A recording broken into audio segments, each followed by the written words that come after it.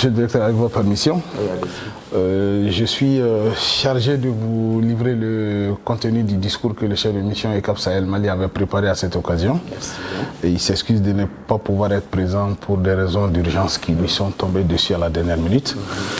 Alors, monsieur le directeur de l'Institut de formation judiciaire, mesdames, messieurs les membres de l'équipe de l'Institut de formation judiciaire, monsieur le conseiller spécial du président de la transition, messieurs les conseillers ECAP Sahel Mali, permettez-moi tout d'abord, monsieur le directeur, de vous adresser mes sincères remerciements pour votre participation de qualité à la réalisation de cet ouvrage.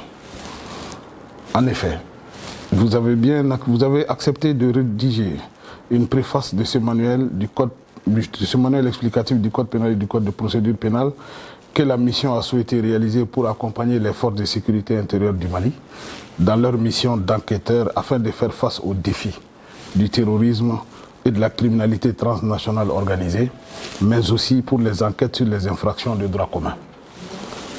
Votre contribution de qualité, en même temps qu'elle consacre sa valeur scientifique, permet de légitimer un travail pédagogique dont vous êtes le garant en République du Mali, la formation judiciaire. Qui mieux que vous, magistrat émérite d'une carrière exceptionnelle, tant dans les juridictions que dans l'administration de la justice au Mali et à l'international, pouvait apprécier de la qualité et de l'opportunité d'un tel travail. Témoin des actions de la mission ECAP Sahel Mali et en votre qualité d'acteur majeur de la formation de l'ensemble de la chaîne pénale, je tiens à vous exprimer ma profonde gratitude pour les mots importants que vous avez bien voulu mettre dans cette préface. Monsieur le directeur, depuis 2017, la mission mène des actions timides avec l'Institut de formation judiciaire. Cet état de fait est sûrement lié à notre mandat, qui doit trouver un ancrage avec vos activités. Et pourtant, rien ne s'oppose à une réflexion plus soutenue de la part de nos deux structures pour une meilleure collaboration. Les deux axes majeurs de notre mandat trouvent un écho favorable et un terrain fécond dans votre structure, car vous assurez la formation judiciaire initiale et continue. Ainsi, je voudrais vous assurer de notre disponibilité à cheminer ensemble dans la droite ligne de notre collaboration avec le ministère de la Justice. J'ai commencé ma carrière de policier comme enquêteur dans un commissariat de police. Souvent des histoires de vol. Plus tard, comme commissaire de quartier, j'ai toujours apporté une attention particulière aux procédures judiciaires. De ces deux expériences distantes de plus de 20 ans, j'ai tiré également l'enseignement suivant. Il est indispensable que tous les acteurs de la chaîne pénale parlent.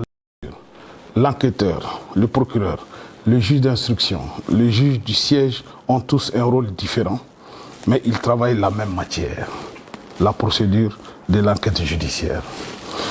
On parle de chaîne pénale et oui, c'est bien seulement du code pénal, de la procédure pénale qui sont nos références, mais aussi la manière dont ces textes sont mis en pratique, la forme matérielle que les actes de procédure doivent prendre. Ces ouvrages sont autant des outils de travail que de moyens de dialogue et de mutuelle compréhension. Partout dans le monde, les enquêteurs se plaignent d'un manque de suivi des magistrats et les magistrats d'un manque de matérialisation des infractions. Des procès-verbaux nombreux mais vides de sens. Les ouvrages qui vous sont remis aujourd'hui remplissent ces deux fonctions. Je suis convaincu que vous ferez le meilleur usage possible de ce lot d'ouvrages que nous avons voulu pour l'efficacité des enquêtes pénales et le respect de l'état de droit. Si vous me le permettez, monsieur le directeur, mesdames, messieurs les membres de l'équipe de l'Institut de formation judiciaire, j'aimerais ajouter quelques mots sur l'importance que j'accorde à la justice. Je ne suis pas là en donneur de leçons. De nombreuses années de coopération m'ont enseigné la relativité des croyances et qu'une même réalité peut et doit se voir et s'analyser sous différents angles pour être comprise. Je veux simplement dire que la justice est la caractéristique des sociétés humaines.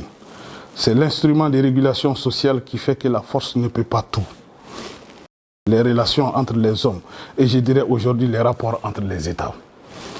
La justice, État de droit, ce sont des valeurs fondamentales auxquelles l'Union européenne est profondément attachée, car ils sont le bouclier du faible contre le fort. Ils sont là pour protéger, pour rétablir les équilibres rompus et pour sanctionner ceux qui ne respectent pas les règles de la vie dans la société voulue par les hommes. Ce lot d'ouvrages emplit aussi cette mission. Aider les enquêteurs à bien faire leur travail pour permettre aux juges de rendre une bonne justice au service des hommes et de contribuer ainsi à la paix. Je vous remercie. Monsieur Issa Dabo, représentant de Monsieur Fléau, directeur de ECAP Sahel. Monsieur Guérin, c'est ça? Guérin. Bon, j'écorche un peu le nom. Monsieur Guérin, bonjour. Monsieur Badra Koulibaly, ancien DGA de l'Institut, nous fait également l'honneur d'être avec nous ce matin. Madame Rokia Kane, bibliothécaire de notre institut. Toute ma joie aujourd'hui se retrouve dans ce beau cadeau que vous avez voulu faire aujourd'hui à l'Institut national de formation judiciaire. Depuis 4 ou 5 ans, l'Institut collabore avec ECAP Sahel. Je crois que quelque part aussi, c'est grâce à vous-même, M. Dabo, votre dynamisme, qui a fait que nos deux structures ont pu se retrouver. Et quelque part, vous nous aidez à remplir également une partie de notre mission. Parce que la diffusion du droit est une des missions clés confiées à l'Institut national de formation judiciaire. Et vous faites tellement si bien ce travail. D'abord le code rouge.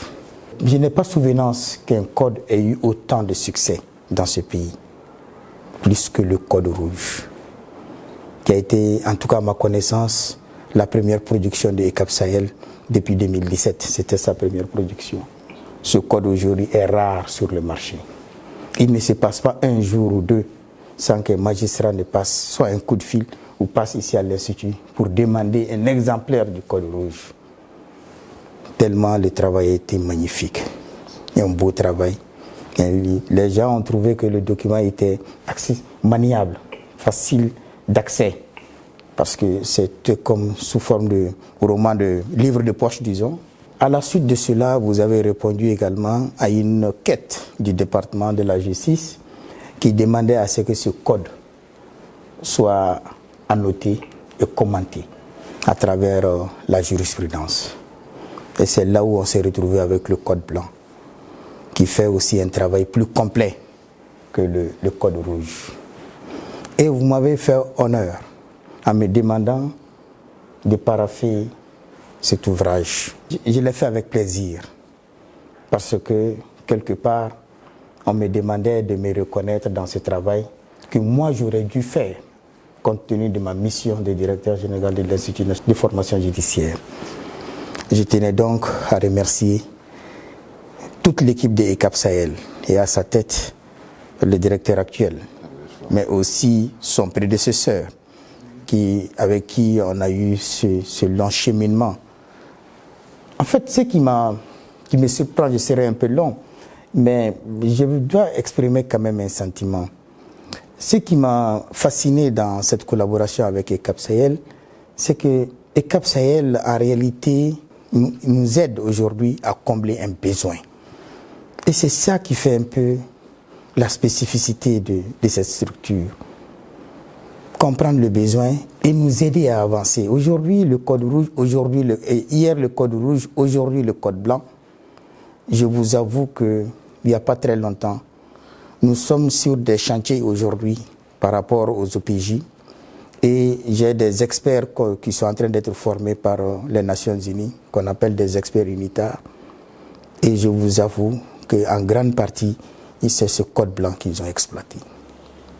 Ils me l'ont dit que ça a tellement facilité le travail qu'ils doivent faire, parce que c'est des enseignements que nous aurons à faire tout au long de l'année, n'est-ce pas, à des OPJ qui doivent être formés. L'an passé, nous avons formé 200 OPJ. Cette année encore, nous allons encore en former, à peu près une centaine.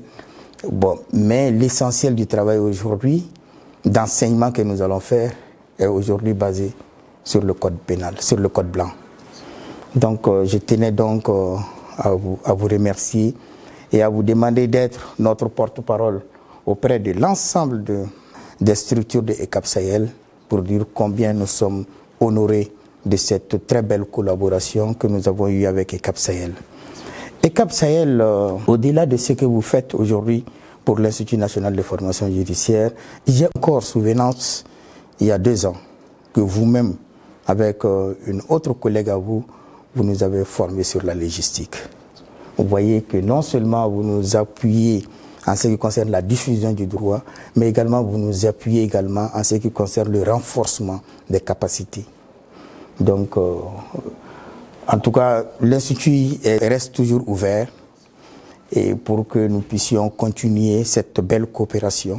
Les mots me manquent finalement, mais juste vous dire que je suis tellement satisfait et tellement honoré que je peux quand même vous rassurer. On va garder une bonne partie pour notre bibliothèque, mais également certains magistrats, de jeunes magistrats qui en ont encore besoin, vont en bénéficier. L'an passé, nous avons formé 46 auditeurs de justice.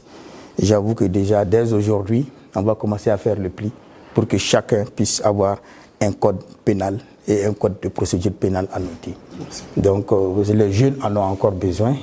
Et je crois que le reste restera à la bibliothèque. Madame, je souhaiterais que vous puissiez veiller sur ces ouvrages-là afin que ça puisse profiter au plus grand nombre. Merci encore et bonne journée à vous tous. Merci, monsieur. Voilà.